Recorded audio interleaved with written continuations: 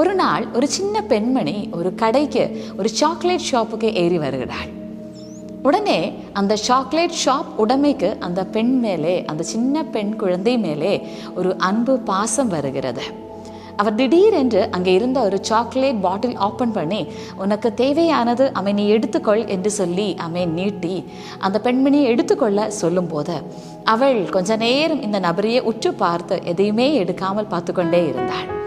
உடனே பல தடவை சொல்லியும் அவள் அப்படியே மௌனமாக இருக்கிறதை கண்டு இந்த மனுஷன் தன்னுடைய கை போட்டு தேவையான அளவுக்கு எடுத்து அவளுடைய கைக்கு கொடுத்தாள்.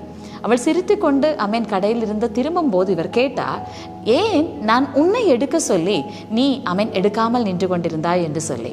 உடனே அவள் சொன்னாள், என்னுடைய சின்ன கையினாலே எடுத்தால் அந்த அளவுக்கு தான் வரும், ஆனால் உங்களுடைய பெரிதான கையில் இருந்து எனக்கு கிடைக்கும் போது அது நான் எடுப்பதை விட மிகுதியாக இருக்கும் என்று சொல்லி. அன்பானவர்களே, இந்த பதில் அந்த ஷாப்பு உடைமையை ரொம்ப வியக்க வைத்தது. இன்றைக்கு இந்த சின்ன கதையை கேட்கும்போது நீங்கள் ஒரு விஷயத்தை புரிந்து கொள்ளுங்க.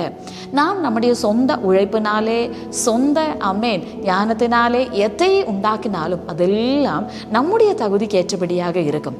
ஆனால் உங்களுடைய நல்ல பரலோக தகப்பன் எல்லா நல்ல ஈவுகளினாலே, பூரண வரத்தினாலே உங்களை ஆசீர்வதிக்க விரும்புகிற உங்களுடைய நல்ல தகப்பன் உங்களுக்கு எல்லாமே ஏராளமாக கொடுக்க வாஞ்சிக்கிறார்.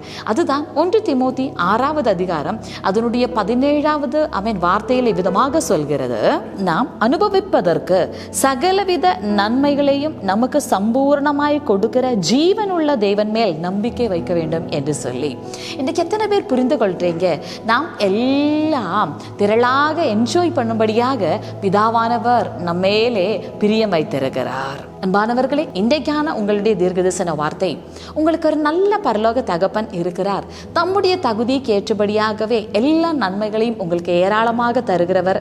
அந்த தகப்பனுடைய கையில் இருந்து நேரடியாக நீங்கள் சிலதை பெற்றுக்கொள்ளுங்க. அது உங்களுடைய உழைப்புக்கும் நீங்கள் சம்பாதித்து நீங்கள் செயல்படுவதற்கும் மிகவும் அதிகமாக இருக்கும். God bless you.